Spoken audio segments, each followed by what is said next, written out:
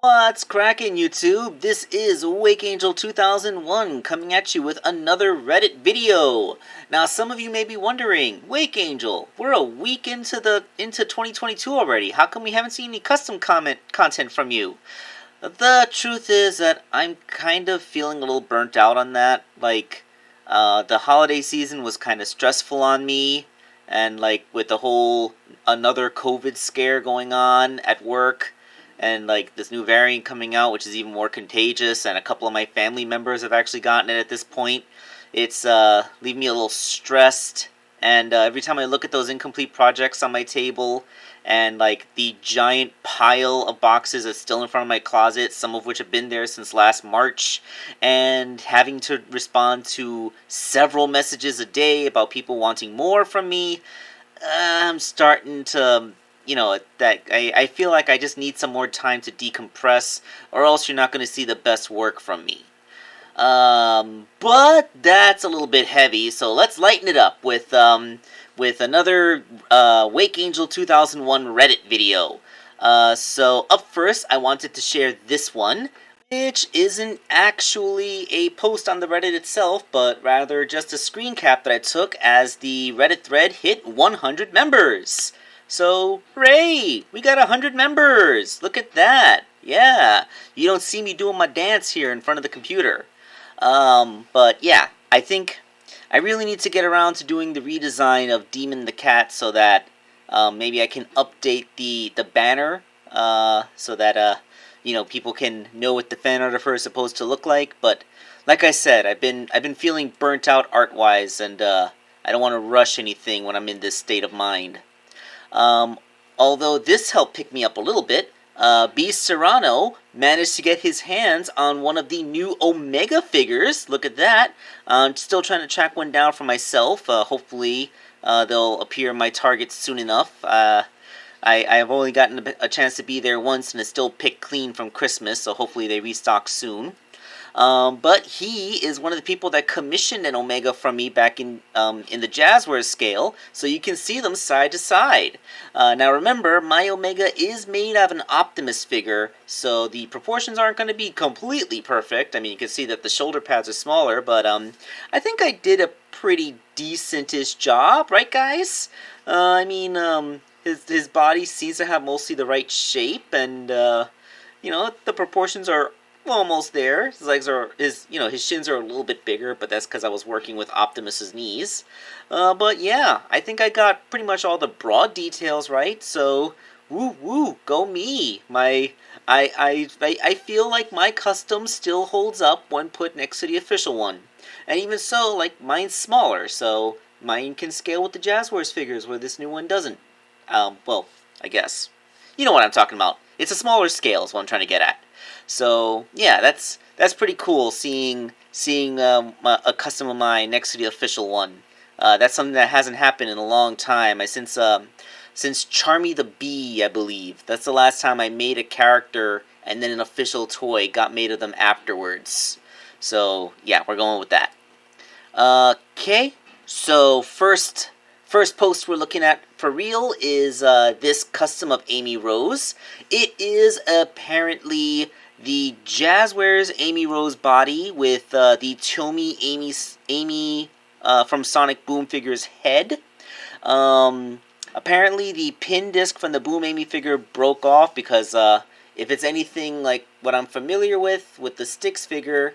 Actually, no, yeah, I did customize the Amy figure once, and yeah, the pin disc in there has a much bigger mushroom cap, so you kind of have to dismantle the head around it, and if you just try to pull it off, you're going to tear that thing right off, which apparently is what he did, but because of the shape of the Amy Rose Jazzwares figure's peg, it still goes in there. And it kind of makes it look like the Jax Pacific figure, with the open smiling mouth, which is kind of funny. Although I can see, Imperial Draco, that your Amy Rose figure is one of those where they swapped around the left and right arms. You see those bumps on her shoulders? Those are supposed to be her armpits. I noticed, some of the later Amy figures that were put out there, their arms were put in backwards and then the hands were stuck in. And like it's just kind of weird because it creates this bulbous shoulder look. Like she has really bony shoulders. So like you gotta swap the hands around and then move the shoulders around because like because like you have a left arm in the right socket and a right arm in the left socket, and you can't just swap the shoulders because then the elbows only really bend one direction, so your hands will be backwards. So you gotta swap the hands too. So yeah, that's. And it's just an observation. That's just something that I noticed. Up next was this post by Sonic Yoshi Fan, and it is the full modern lineup by Jakks Pacific so far. And yeah, Jakks Pacific does seem to have a pretty respectable roster. We got Dr. Eggman back there, Sonic, Tails, Knuckles, Amy, the main heroic cast, Metal Sonic with Dr. Eggman. Shadow, Silver, got the hedgehogs covered. Super Sonic and Super Shadow, like they are the most famous of the super forms. And now Omega, which is a really impressive addition to the roster that no one's ever done before. So way to go, Jakks. Of course, the raw number still doesn't hold it's still a less than half of what Jazzwares did overall, but I'd say for like, how long has Jakks been doing this? Almost 3 years? So like, they're going along a pretty respective clip. Hopefully, before the line ends, we'll get a bunch more. Like, we know Rouge the Bat is coming out in the next wave, but hopefully we'll be getting other fantastic and iconic figures like Blaze the Cat, the Chaotix, maybe something from the more modern cast like Infinite, and like if they're willing to make a bigger figure like Omega, maybe they'll make a bigger figure like Zavik too. And you know what? I will consider this to be the best Sonic toy line ever if they make Tangle and Whisper. Tangle and Whisper may technically spawn from the comic, but they have been in an official game. And actually just take the roster from Sonic Forces Speed Battle. Yeah, that should be the entire action figure line. Like I'll grant you don't need to get all the special characters like the holiday variants and stuff in there, but yeah, like if you can get like all the regular characters that are in Speed Battle, I think that would be pretty awesome.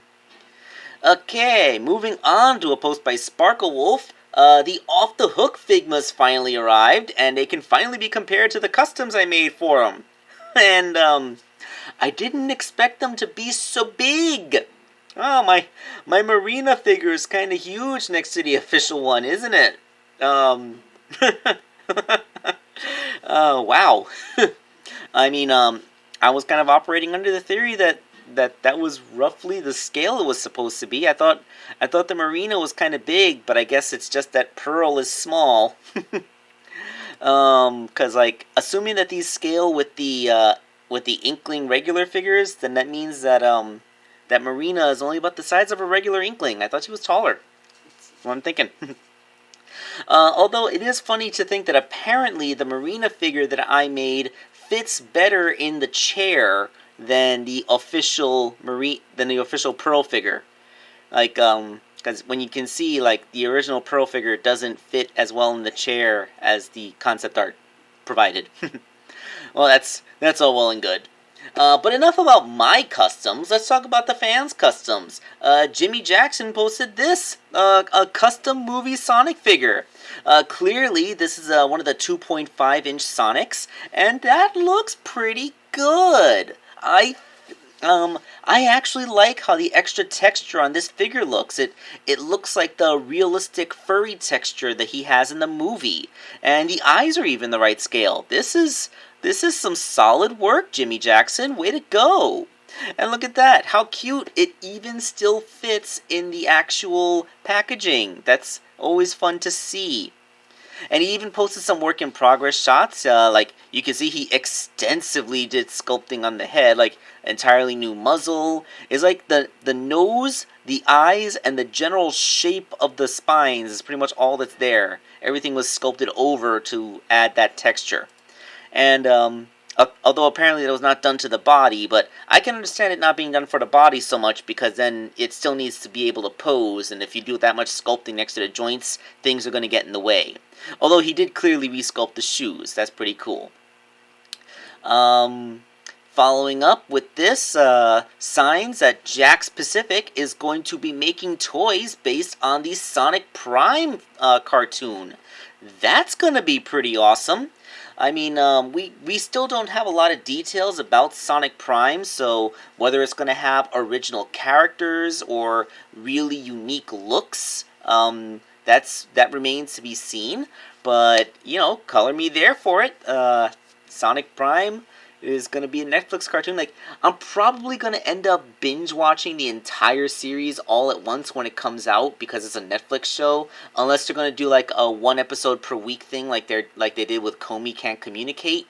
So either way, like if I end up binge watching the whole series, I'll watch the whole thing and then I'll watch each episode again one at a time and do a vlog responding to each individual episode.